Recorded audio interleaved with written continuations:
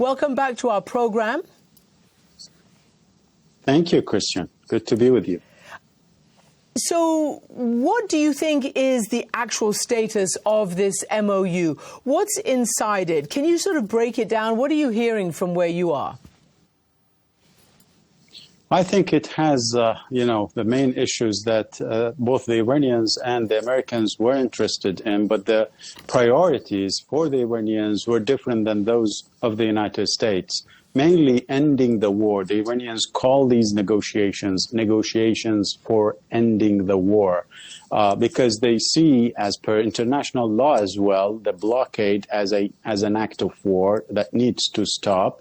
And it seems that in this memorandum, there's unfreezing of part of Iran's frozen asset and also the opening of the Strait of Hurmuz.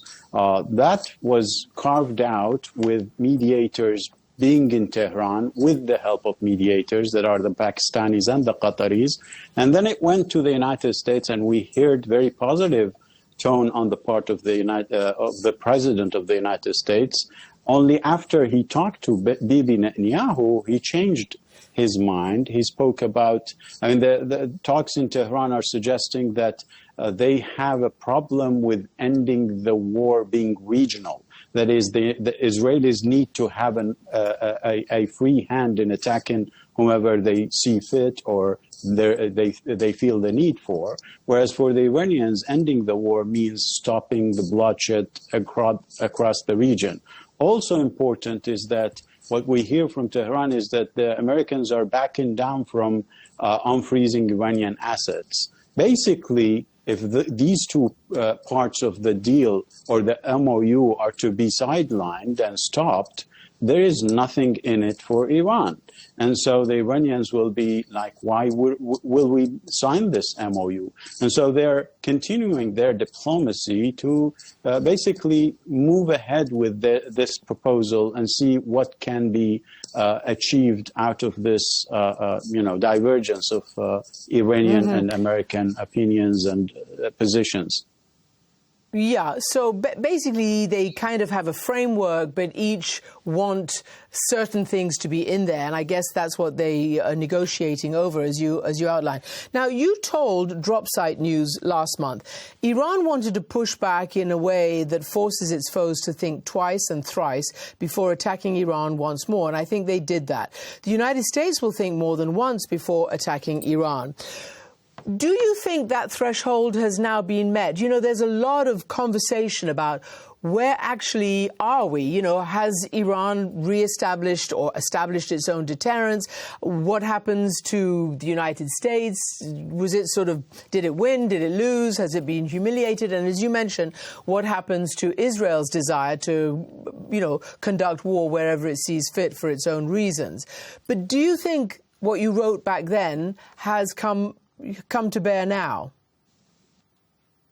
I think so. I think Iran's deterrence is way stronger than when the war started. The war started with obvious goals, bringing down the Islamic Republic, taking Iranian oil, as President Trump said.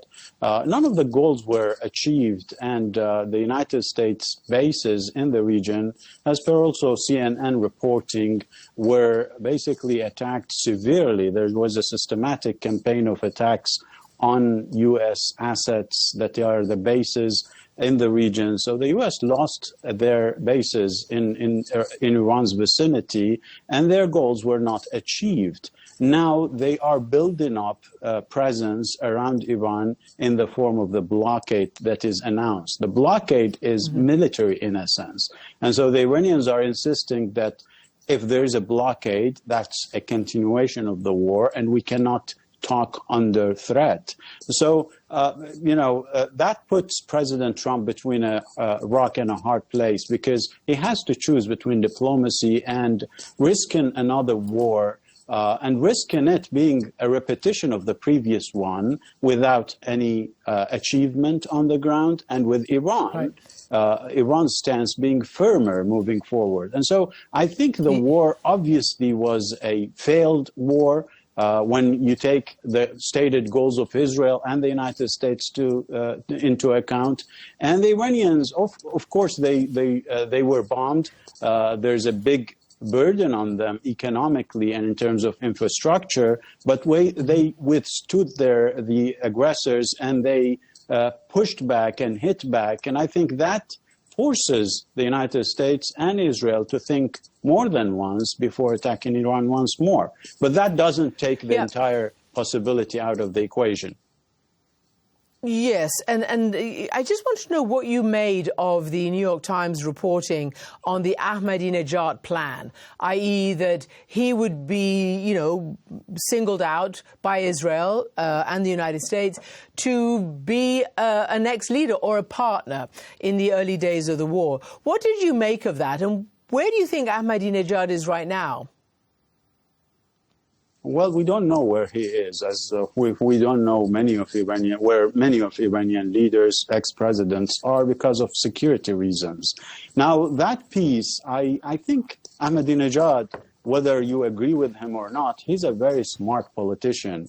He knows the in and out of Iranian political system. Him being an ex-president, banking on Israelis and Americans to basically bring him to power is a bit of a stretch, and I think he understands that. I think it's a news that is basically circled around with the aim of division within the Iranian political leadership. I'm not sure that this is really this would be the case if you take Ahmadinejad's previous conduct into account. But if it is the case, I think him being in power is not the goal. Sowing chaos and division within Iranian political leadership would have been the case. And I think Ahmadinejad is smarter than